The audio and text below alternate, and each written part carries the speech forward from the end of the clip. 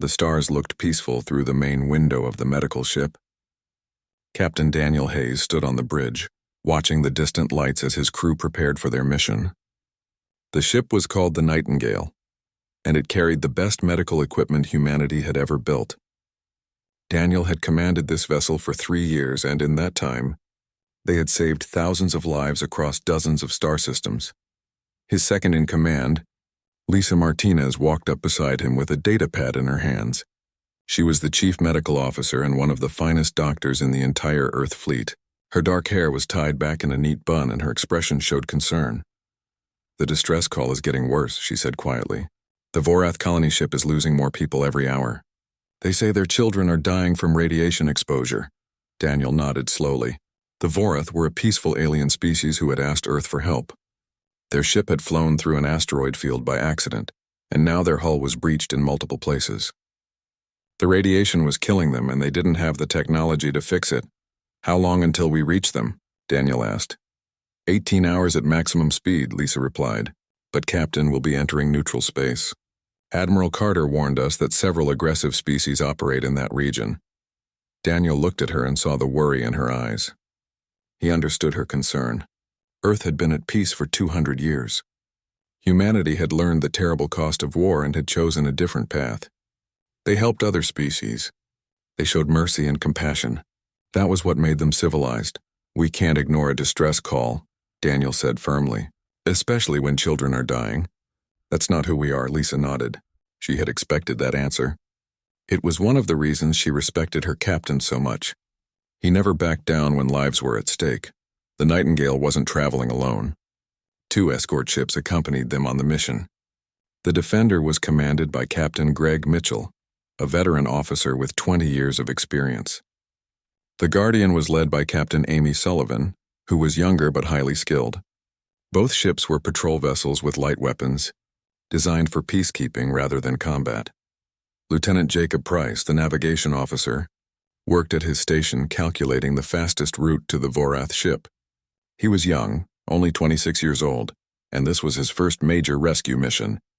His fingers moved quickly across the controls as he plotted their course through the Veil Nebula. In the medical bay, Dr. Kevin Ross studied information about Vorath biology. He was a xenobiologist, someone who specialized in treating alien species.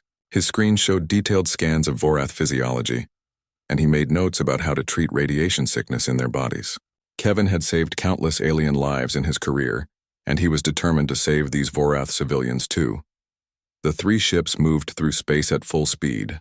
They broadcast their humanitarian mission on all frequencies so that anyone monitoring the area would know they were there to help, not to fight. The message was simple and clear: medical vessels on a rescue mission requesting safe passage under interstellar law. When they arrived at the Vorath colony ship, the damage was worse than they had expected. The vessel was massive but badly broken. Huge sections of the hull had been torn open, and air was leaking into space. Radiation readings were dangerously high. Through the windows, they could see Vorath civilians huddled in the few safe areas that remained.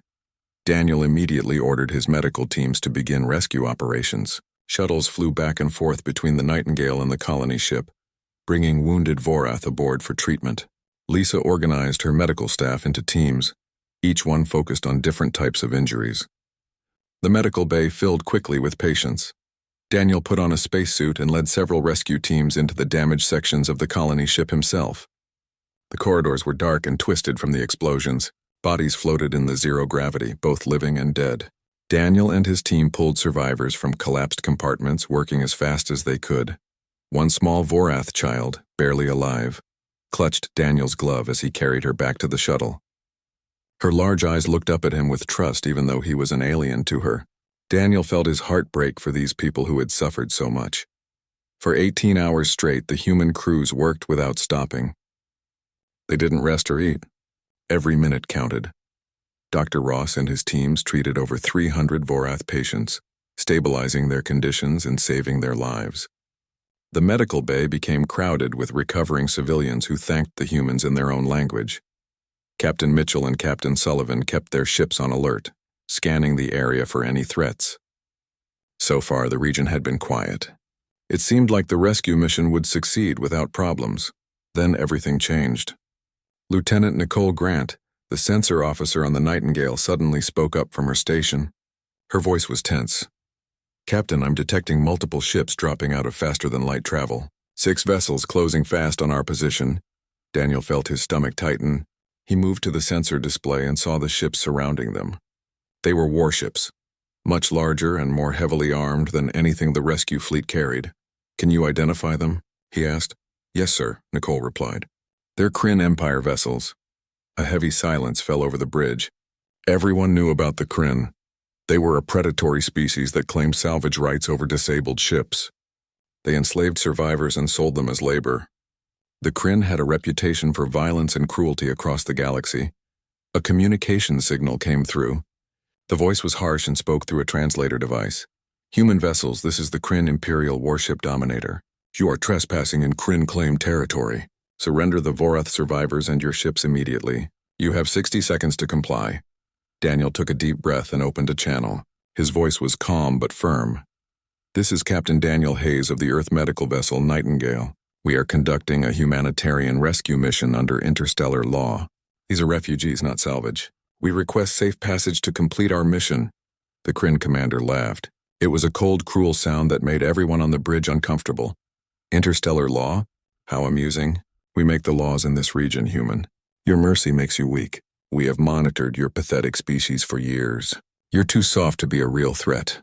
I'm giving you one chance. Surrender now or we will take everything by force." Captain Mitchell's voice came through from the Defender. "Captain Hayes, we should evacuate the Vorath to our ships and prepare to defend ourselves." Daniel quickly assessed the situation. The Kryn ships outgunned them completely, but he couldn't believe they would actually attack a clearly marked medical vessel. No civilized species would do such a thing. "Begin evacuating the Vorath to the Defender and Guardian," Daniel ordered. "The Nightingale will stay between them and the Kryn ships. Broadcast our status as a protected medical vessel under all interstellar treaties." The countdown continued. 40 seconds. 30 seconds. The Vorath survivors were rushed to shuttles and moved to the other ships as quickly as possible. Daniel stood on his bridge and watched the Kryn warships on the display.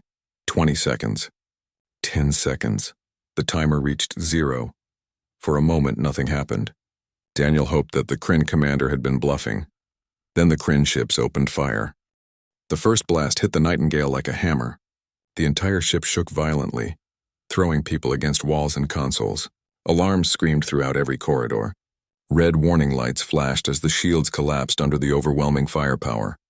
Daniel grabbed the arm of his command chair to steady himself. The bridge was filled with smoke and sparks as systems began to fail. He could hear Lisa shouting orders to her medical teams through the communication system, trying to keep everyone calm, even as their ship was being destroyed around them. "Return fire," Daniel ordered, knowing it was hopeless. The Nightingale had minimal weapons, barely enough to defend against pirates. Against 6 Kryn warships, they had no chance. Jacob worked desperately at his controls, trying to maneuver the ship. But the Nightingale was designed for rescue operations, not combat. It moved too slowly. Another blast tore through the port side, and half the lights on the bridge went dark. On the Defender, Captain Greg Mitchell watched in horror as the medical ship took damage. He immediately moved his vessel between the Nightingale and the Kryn flagship, using his own shields to protect the rescue ship. "This is the Defender to Kryn vessels," Greg broadcast. "We are surrendering. Cease fire. We are surrendering." The Kryn commander's response was cold. "We don't accept surrenders from weaklings. You chose mercy over strength. Now you'll learn why that was a mistake." The Kryn warships concentrated their fire on the Defender. Greg's shields held for less than 2 minutes before they failed completely. The ship's hull began to crack and tear. In the engine room, cooling systems ruptured, flooding compartments with superheated plasma. Greg ordered his crew to evacuate. 87 people rushed to the escape pods, hoping to survive. The pods launched into space, small, fragile capsules drifting away from the dying ship. Then the Kryn did something that would haunt humanity forever. They targeted the escape pods. One by one, they destroyed the helpless pods with precise weapons fire. The people inside had no shields, no weapons, no way to defend themselves. They could only watch through the small windows as death came for them. Lieutenant Peter Jackson died in Pod 7. He had 3 young children waiting for him back on Earth. Ensign Rachel Moore died in Pod 12. She was 23 years old and had graduated from the academy just 6 months ago. 34 other pods were destroyed in the same way. Only 12 pods managed to escape into the debris field. On the Nightingale, Nicole watched her sensors in disbelief. Tears ran down her face as she reported what was happening. "They're killing the survivors," she whispered. "They're hunting the escape pods." Daniel felt something break inside him. This wasn't war. This wasn't even cruelty. This was evil. Pure, deliberate evil. The Kryn were murdering helpless people for no reason except to prove they could. An explosion rocked the Nightingale's medical bay. The section where Dr. Kevin Ross had been treating Vorath patients suddenly decompressed. The hull tore open, and everything inside was sucked out into space. Kevin and 23 patients died instantly, their bodies pulled into the void. Lisa felt the deck shift beneath her feet as she ran through the corridors. She was trying to reach the medical bay when she heard about the decompression. She stopped, leaning against a wall, knowing that Kevin was gone. Sweet, dedicated Kevin who had spent his life saving others. Dead because they had tried to help. Captain Amy Sullivan made a decision on the Guardian. She could see that both the Nightingale and Defender were being destroyed. The Vorath survivors they had rescued were still aboard her ship. If the Guardian tried to run, the Kryn would chase them down and kill everyone. But if she could buy them time, maybe some escape pods would make it to safety. Amy ordered her crew to strap in tight. Then she pointed the Guardian directly at one of the Kryn warships and pushed the engines to maximum power. The ship accelerated faster and faster, becoming a missile aimed at the enemy. The Kryn ship tried to turn away, but Amy had planned her trajectory perfectly. The Guardian smashed into the warship at incredible speed. Both vessels exploded in a massive blast that lit up space like a small sun. Captain Amy Sullivan and all 63 members of her crew died in that explosion.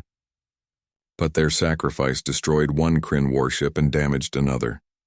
More importantly, the debris field from the collision provided cover for some of the escape pods.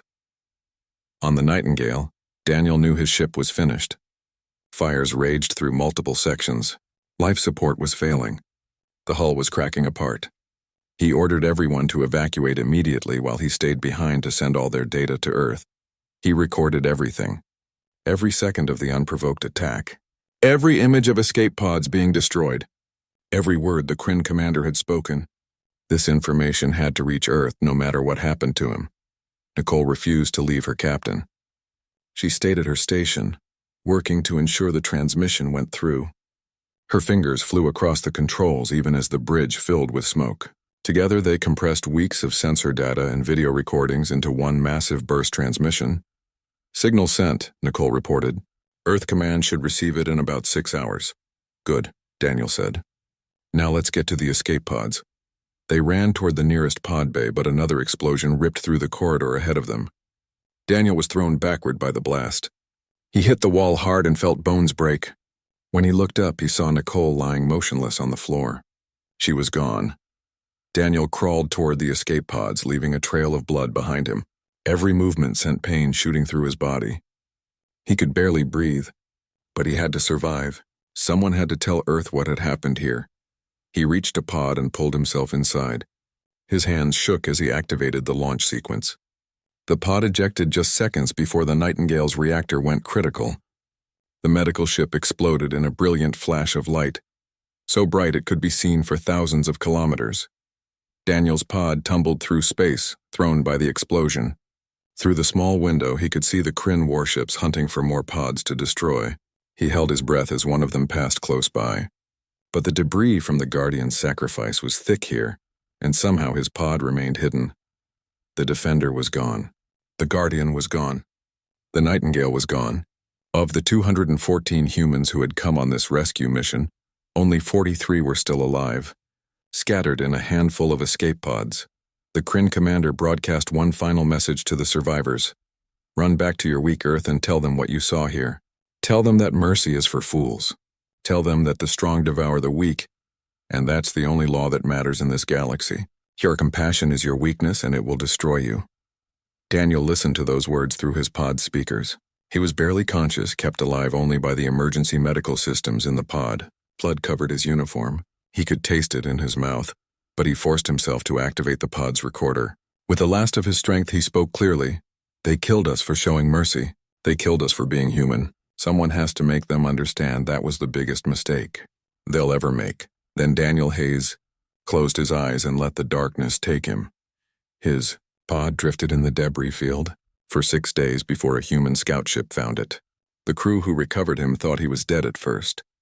His vital signs were so weak they almost couldn't detect them. But Daniel was still alive, hanging on by the thinnest thread.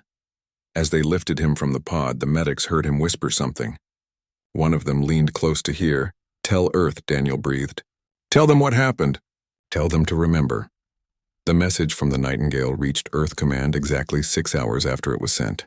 Admiral Frank Carter watched the recordings in his office. He saw everything.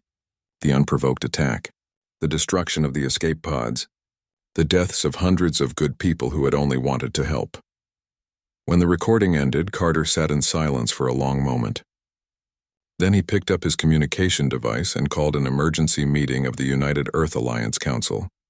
Humanity was about to remember something it had tried very hard to forget. The news reached Earth within hours. Every screen on every planet in human space showed the same terrible images. The recordings from the Nightingale played over and over. People watched the medical ship explode. They watched escape pods being hunted and destroyed. They watched young Rachel Moore's face in the final seconds before her pod was hit. In cities across Earth, millions of people gathered in the streets. They held memorial services for the 214 humans who had died trying to save strangers. Candles were lit. Names were read aloud. Children who would never see their parents again stood with relatives who tried to comfort them. But beneath the grief, something else was growing. Something that had been sleeping in humanity for 200 years. The people remembered why their ancestors had been so careful to avoid war, why they had built a civilization based on peace and mercy. It was because they knew what humans were capable of when pushed too far. In Geneva, President Victoria Cross called an emergency meeting of the United Earth Alliance Council. Representatives from every nation and every colony world gathered in the Great Hall. The room was silent as they watched the recordings together. When the video ended, many of the representatives had tears in their eyes. Others sat with faces carved from stone, their anger too deep for tears. Admiral Frank Carter stood to present his intelligence report. He was an older man with gray hair and steady hands. He had warned Captain Hayes about the danger of entering neutral space. Now he had to tell the Council what would happen next. "The Kryn Empire has been attacking peaceful species for over a century," Carter began. His voice was calm but hard. "They've conquered 7 civilizations and enslaved their populations. They run labor camps on 12 worlds where prisoners are worked to death. They have no laws about prisoners or rules of war.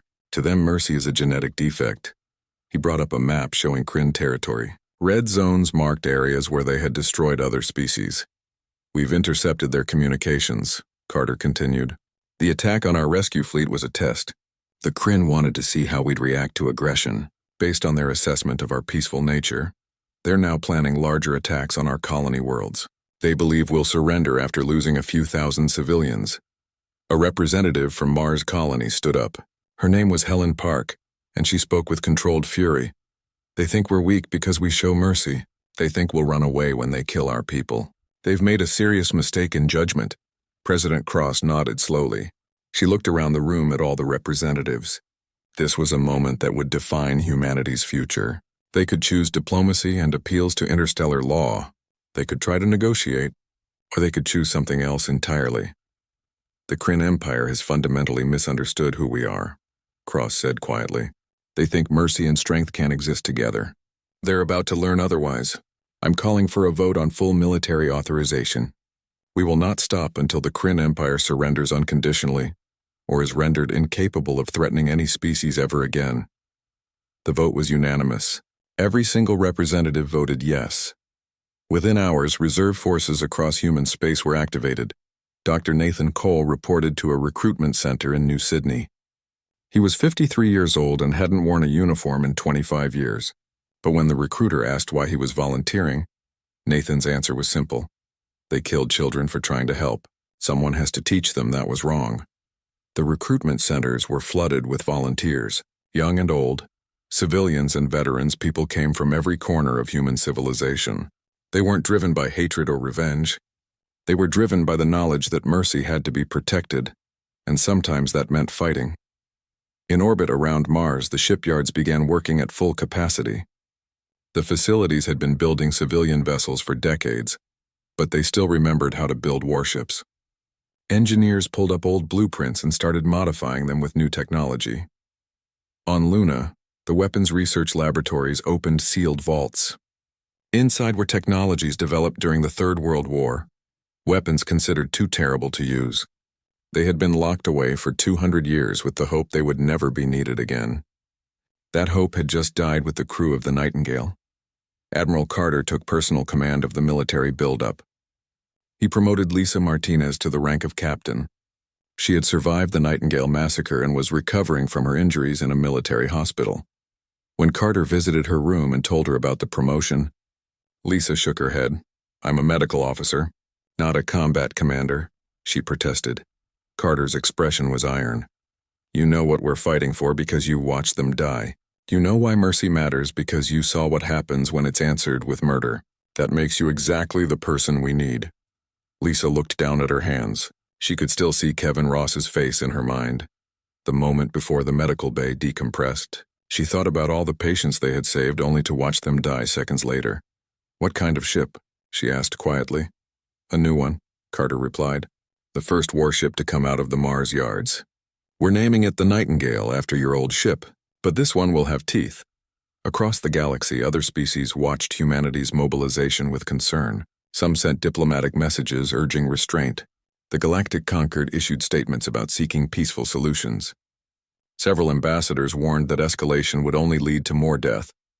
President Cross responded with a speech that was broadcast to every civilization in known space. For 200 years, humanity has tried to be a force for good in this universe. We've offered aid, friendship, and peace to everyone we've met. We answered a distress call because saving lives was the right thing to do.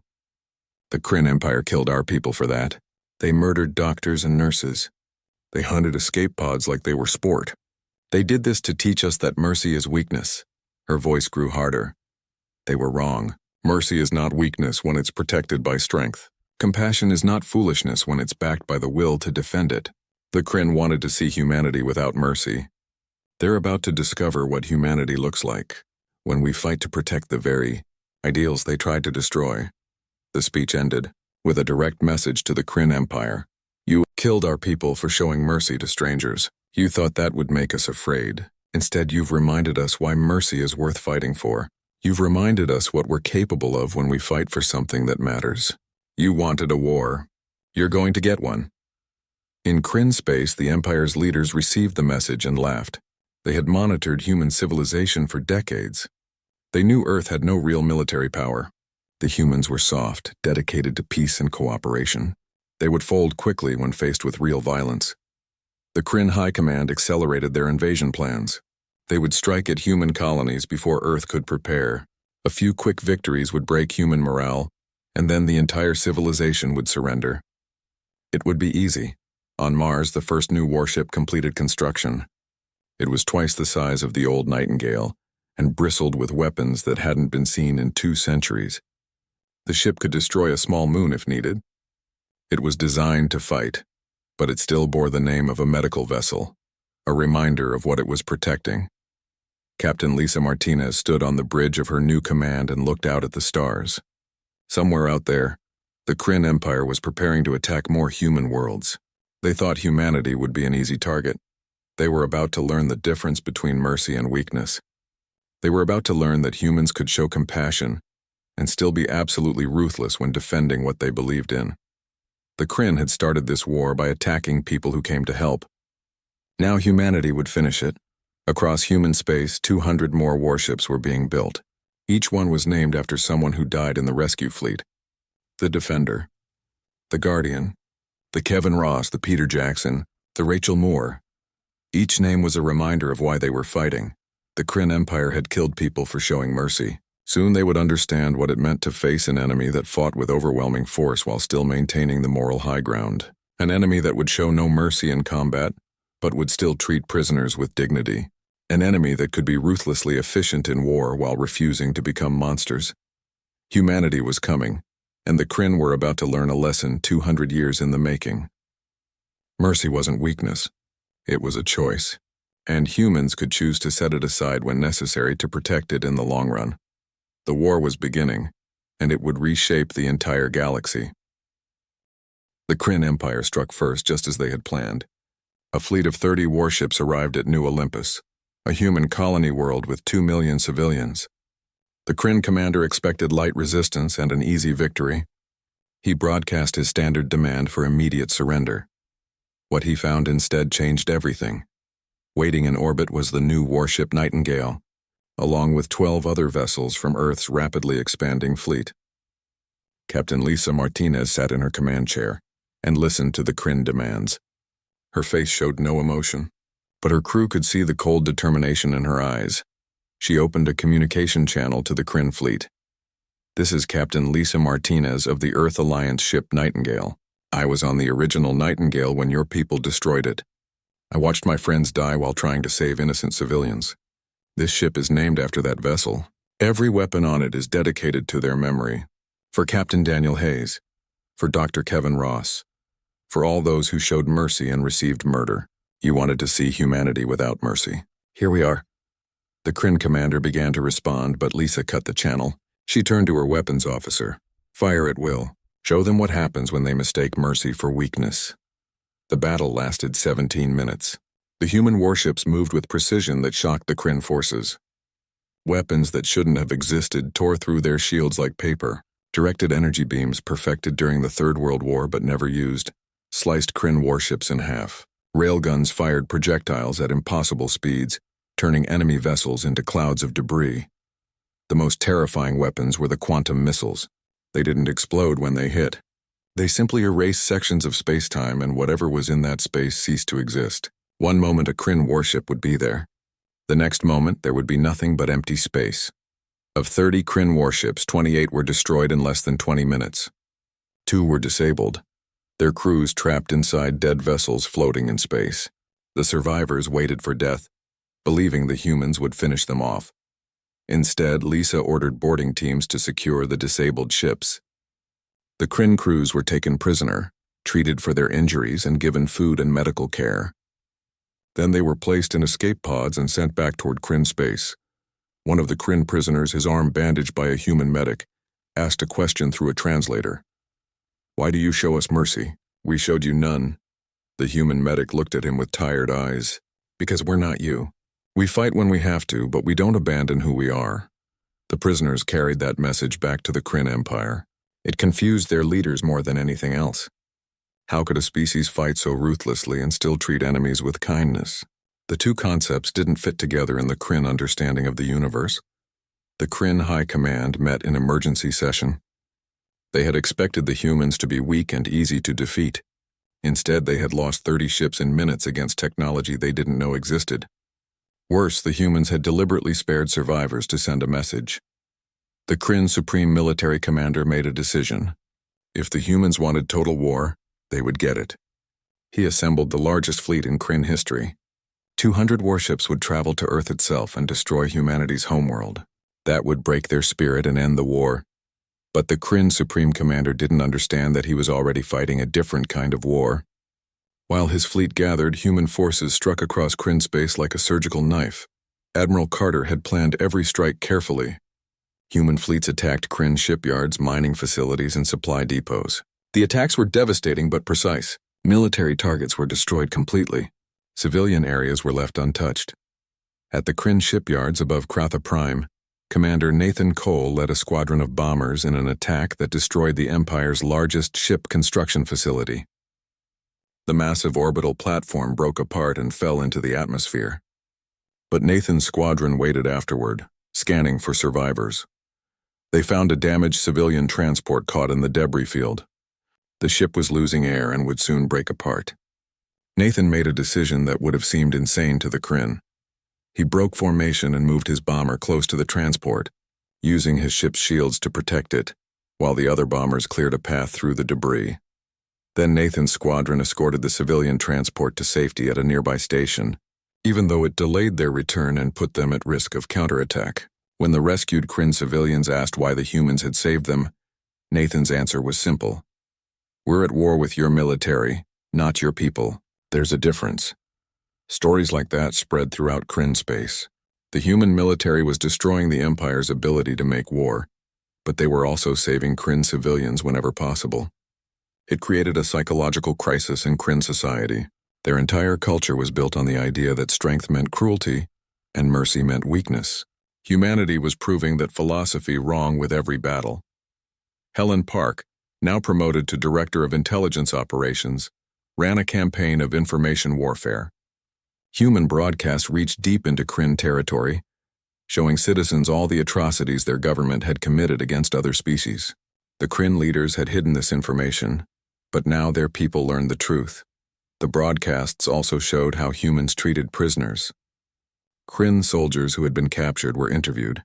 They admitted they were being fed, given medical care, and treated with respect. It went against everything the Kryn Empire had told its people about the weak humans. Some Kryn colonies began to question their government. A few even sent secret messages to Earth, asking if they could surrender separately. Admiral Carter denied these requests, not out of cruelty, but strategy.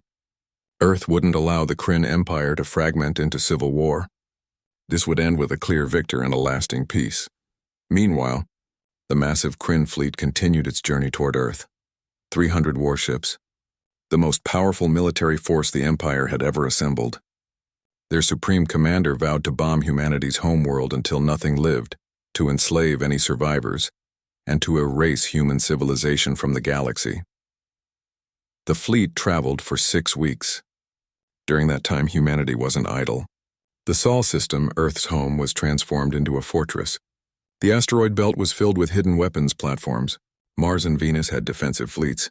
The outer planets became staging grounds, and in high orbit above Earth something else waited. The Damocles Array, a network of satellites built during the Third World War but never used. Each satellite could focus enough energy to crack a planet's crust. They were doomsday weapons held in reserve for an existential threat. That threat was coming. When the Kryn fleet finally arrived at the edge of the Sol system, they found over 500 human warships waiting for them. The Kryn Supreme Commander looked at the defensive array and felt the first touch of doubt. But he had come too far to turn back. He broadcast his ultimatum: surrender your world or watch it burn. Admiral Carter responded personally from his flagship. His voice was cold and absolutely certain. You came to our home because you thought mercy was weakness. You're going to learn what mercy actually means. We're going to defeat you so completely that you never threaten another species again. And then, despite everything you've done, we're going to show you mercy anyway. Because that's the difference between us. The Battle of Sol began. From the first moment, it was clear the Kryn fleet was outmatched. Human warships moved with perfect coordination. Their weapons fired devastating and precise. Ship after ship in the Kryn fleet was destroyed or disabled. The battle raged for 6 hours across the entire solar system. The Kryn fought with desperate courage, but courage wasn't enough. Their weapons couldn't penetrate human shields. Their tactics were predictable. Their ships were simply outclassed by technology 2 centuries more advanced than they realized. The Supreme Commander, seeing his fleet destroyed around him, made one final decision. He would ram his flagship into Earth itself. If he couldn't conquer the human homeworld, he would at least scar it. His ship accelerated toward the blue planet, engines at maximum. But Captain Lisa Martinez, commanding the Nightingale, was ready. Her ship moved to intercept, matching the flagship's speed exactly. Her weapons officer fired with surgical precision, destroying the Kryn ship's engines without destroying the vessel itself. The flagship went dead, drifting harmlessly in space. The Supreme Commander was pulled from his ship, alive and defeated. Of 300 Kryn warships that came to Sol, only 23 survived. The Battle of Sol was over. The Kryn Empire's military was shattered beyond repair. The Kryn Empire was broken. Their military lay in ruins. Their Supreme Commander sat in a human prison cell. Their government had no way to continue the war. Across human space, there were celebrations as news of the victory spread. Humanity had defeated the species that murdered their rescue fleet. But now came the harder question. What would they do with victory? President Victoria Cross called for a special tribunal to decide the future of the Kryn Empire.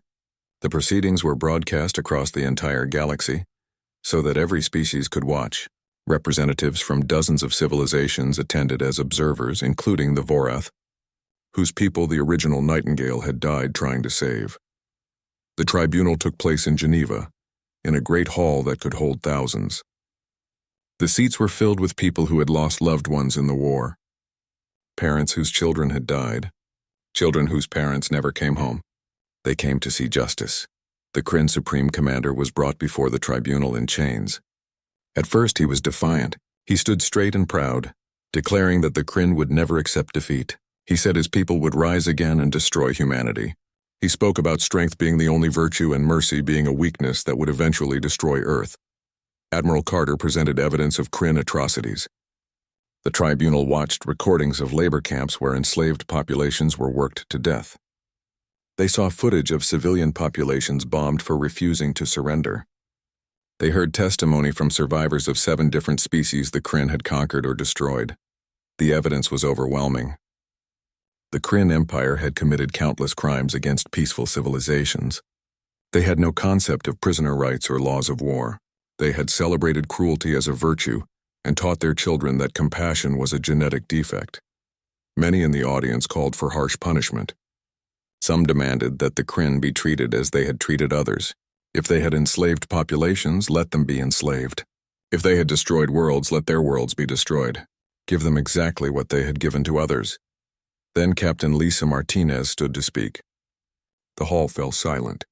Everyone knew her story. She had survived the original Nightingale massacre. She had commanded a warship in the conflict that followed. She had every reason to want revenge, but revenge was not what she proposed. Lisa spoke about Captain Daniel Hayes, who had chosen to answer a distress call despite the danger.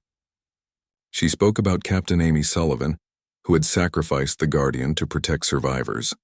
She spoke about every decision humanity had made during the war to fight effectively, while still maintaining principles.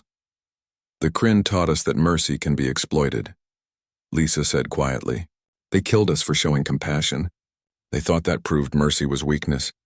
But they were wrong. Mercy is strong when it's backed by the strength to protect it. We fought this war to prove that compassion isn't a weakness. It's a choice. And we choose it now." She presented a plan that shocked many in the audience. Instead of punishing the Kryn Empire, humanity would help rebuild it. Earth would supervise the dismantling of the Kryn military dictatorship and help establish a civilian government. Human engineers would repair infrastructure damaged in the war. Human teachers would work with Kryn educators to create schools that taught cooperation instead of domination. The labor camps would be closed. The enslaved populations would be freed. The Kryn people would be offered a different path, a chance to learn that strength and mercy could exist together.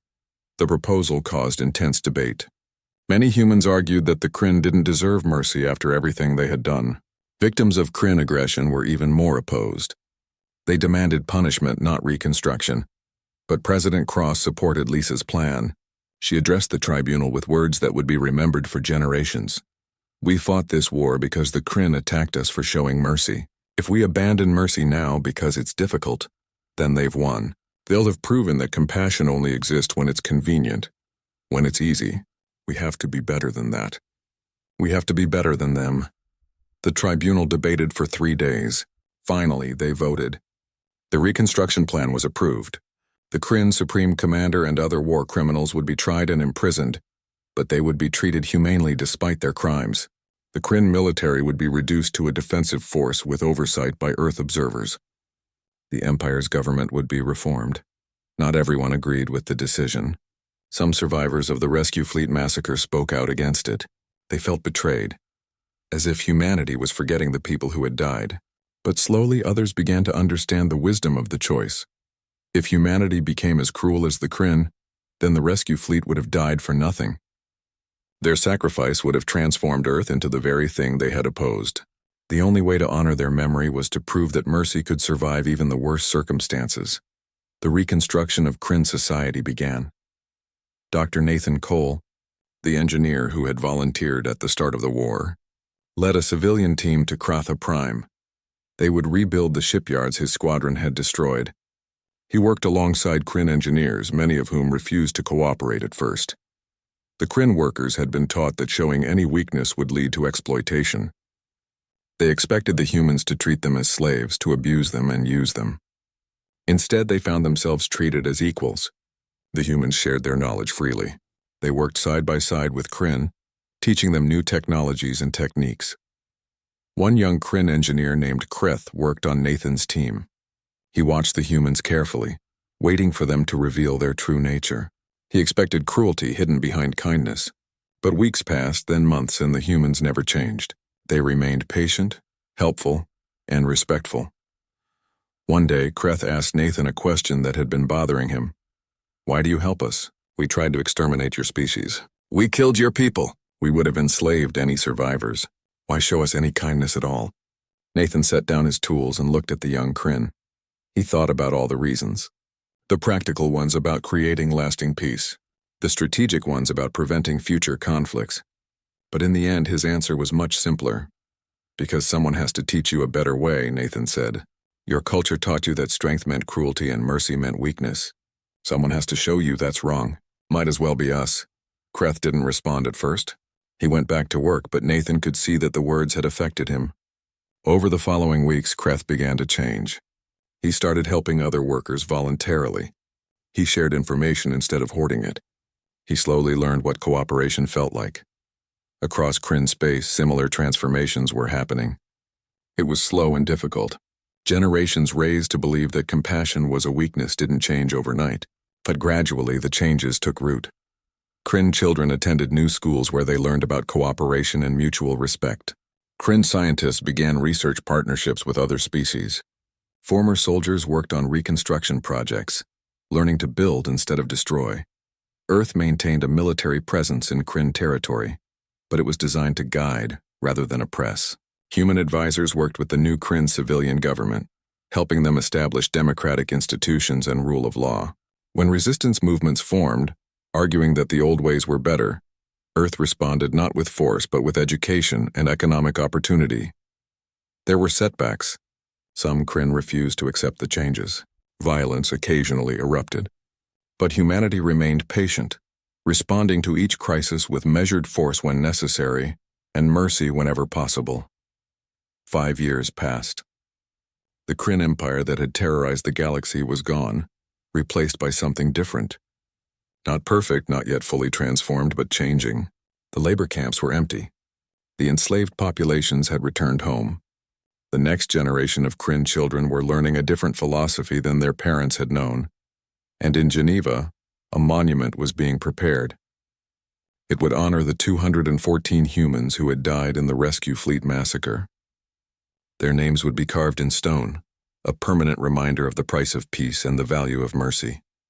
The monument would stand forever, teaching future generations why humanity had fought and why they had chosen mercy even in victory. The day of the monument unveiling was clear and bright. Thousands of people gathered in Geneva, outside the headquarters of the United Earth Alliance. They came from every corner of human space and beyond. Representatives from dozens of alien species attended, including the Vorath, whose people had been saved at such terrible cost. The monument stood 15 meters tall, carved from white marble that came from Luna. It depicted Captain Daniel Hayes and the crew of the Nightingale, surrounded by the crews of the Defender and Guardian. The figures looked upward toward the stars, their faces showing determination and compassion. At the base were carved the names of all 214 humans who had died in the massacre. The inscription read simply, "They showed mercy and received murder." They proved that compassion is not weakness but strength. They remind us that the choice to be merciful, especially when mercy is difficult, is what defines civilization. President Victoria Cross stood before the crowd to speak. She was older now, her hair gray, but her voice remained strong. She had led humanity through the war and the difficult peace that followed. Now she spoke about what those sacrifices had meant. 5 years ago, these brave people answered a distress call, Cross said. They went into danger to save strangers. They were killed not by accident or misunderstanding, but deliberately, as punishment for showing compassion. Their murderers believed that mercy was a weakness that deserved to be destroyed. She paused, looking at the monument. The Kryn Empire wanted to teach us that only strength matters, that compassion has no place in the universe. Instead, they taught us something else. They taught us that mercy must be protected, that compassion requires courage, that peace must sometimes be defended with force, but most importantly, They taught us that holding on to our principles in the darkest moments is what separates civilization from barbarism. The crowd was silent, listening. Among them stood Captain Lisa Martinez, who had survived the original Nightingale and commanded its namesake warship. Beside her was Captain Daniel Hayes, who had recovered from his injuries and returned to service. Together they had overseen the reconstruction of the Kryn Empire while keeping Earth's defenses strong. Also in the crowd was Dr. Nathan Cole, the civilian engineer who had volunteered at the start of the war. He had spent the past 5 years working on Kratha Prime, helping rebuild what he had once destroyed. Standing next to him was Kreth, the young Kryn engineer who had questioned why humans showed kindness to their former enemies. Kreth now wore the insignia of the new Kryn civilian government. He had become a leader in his society, one of many who were working to transform their culture. His presence at the ceremony was significant. It showed that change was possible, even in a species that had celebrated cruelty. When President Cross finished speaking, she invited Kreth to approach the monument. The crowd murmured with surprise. Some people were uncomfortable seeing a Kryn honored at a memorial for those his people had killed. But Cross had been clear about her reasoning. This ceremony was about the future as much as the past. Kreth walked forward slowly, carrying a memorial wreath woven from plants native to both Earth and the Kryn homeworld. His hand shook slightly as he placed it at the base of the monument. Then he turned to face the crowd and his words were translated for all to hear. My people killed these humans for showing mercy. We thought compassion made them weak. We were wrong about everything. His voice was steady but filled with emotion. This monument honors those who died, but it also honors what they stood for. Humanity taught us that mercy protected by strength is the highest form of civilization. My people will spend generations trying to live up to that lesson. Kreth bowed his head for a moment of silence. Then he stepped back into the crowd. Some humans reached out to shake his hand or pat his shoulder. The gesture of forgiveness was not universal, but it was present. That was enough. After the ceremony, Lisa Martinez stood before the monument alone. She reached out and touched the carved stone face of Dr. Kevin Ross, remembering his dedication and kindness. She thought about all the others who had died that day. Young Rachel Moore, who should have had decades ahead of her. Lieutenant Peter Jackson, whose children had grown up without their father. Captain Greg Mitchell and Captain Amy Sullivan, who had given everything to protect others. Daniel Hayes joined her. His body still bore scars from the escape pod, injuries that would never fully heal, but he was alive, and he had lived to see the war end and peace take root. Do you think they would approve of what we did? Lisa asked quietly. Helping the Kryn instead of punishing them? Daniel considered the question carefully.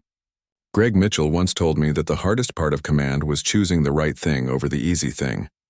Revenge would have been easy. Mercy was hard. I think they would understand that. Around the galaxy, the changes continued. The Galactic Concord had strengthened its laws regarding humanitarian missions, with enforcement mechanisms backed by Earth's military strength. No species would dare attack medical vessels now, knowing that humanity would respond with overwhelming force. But humanity also continued its original mission. Medical ships still answered distress calls across the galaxy. The new EAS Daniel Hayes, a medical frigate with defensive capabilities that could protect itself, was currently responding to an emergency in a distant system. The ship bore weapons that could destroy a fleet, but its primary purpose remained saving lives. Several species that had once viewed human idealism as weakness now sought Earth's guidance. They wanted to learn how to balance compassion with strength, how to maintain principles while defending them. Humanity had proven that mercy and might were not opposites but partners in creating lasting peace. The Kryn transformation was far from complete. Some colonies still resisted the changes. Some citizens refused to accept that their old ways were wrong. Violence occasionally erupted, and human peacekeepers had to respond. But each year, progress was visible. Each generation of Kryn children grew up with different values than their parents. In the labor camps that had once held slaves, new cities were being built. The freed populations, with Earth's help, were establishing homes and governments. They were learning to trust again, though that process would take time. The psychological scars of enslavement ran deep. Nathan Cole continued his work on Kratha Prime, but he also traveled to other worlds that had suffered under Kryn rule. He helped build schools and hospitals, training centers and farms. Wherever he went, Kreth often accompanied him, two former enemies working together to create something better. On Earth, the military remained strong. The shipyards still produced warships. The weapons laboratories continued their research. Humanity had learned that peace required the ability to defend itself.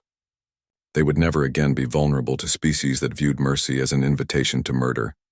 But the warships bore names that reminded everyone of their purpose. The Nightingale, the Defender, the Guardian, the Kevin Ross, the Rachel Moore. Each vessel was named after someone who had shown mercy and paid the ultimate price. They were weapons of war, but they served peace. Admiral Frank Carter, now retired, gave occasional lectures at military academies. He taught future officers about the balance between strength and compassion. His message was always the same. We fight to protect mercy, not to abandon it. We use force to create peace, not to spread fear. Anyone can destroy. Building something better requires both strength and wisdom. Captain Lisa Martinez eventually retired from military service and returned to medicine. She established a hospital on New Olympus, the colony world where the first major battle had been fought. The hospital treated patients from dozens of species, including Kryn. She never forgot what had happened, but she refused to let tragedy define her. Instead, she honored the dead by continuing their work. Daniel Hayes remained in service longer, eventually becoming an admiral himself. He oversaw the integration of former Kryn military personnel into peacekeeping forces. Teaching former warriors to protect rather than conquer was difficult work, but it was essential. Every Kryn soldier who learned to value life over conquest was another step toward lasting peace. Years turned into decades. The generation that remembered the war began to age. New generations grew up knowing only the stories. The transformation of Kryn society continued slowly but surely.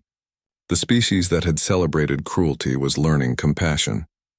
The culture that had viewed mercy as weakness was discovering its strength, and in Geneva, the monument stood as a permanent reminder. Thousands of people visited it every year. They read the names carved in stone. They looked at the faces of those who had died showing mercy.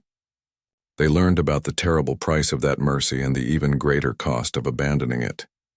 The inscription at the monument's base was simple, but its message echoed across the galaxy. Compassion is not weakness. Mercy is not foolishness. The willingness to show kindness, especially to those who showed none, is what separates the civilized from the barbaric. The rescue fleet had gone to help strangers and been murdered for their compassion. But their deaths had not been in vain. They had sparked a war that proved mercy could be protected. They had inspired a peace built on strength-backed compassion. They had reminded humanity of who they were and who they chose to be.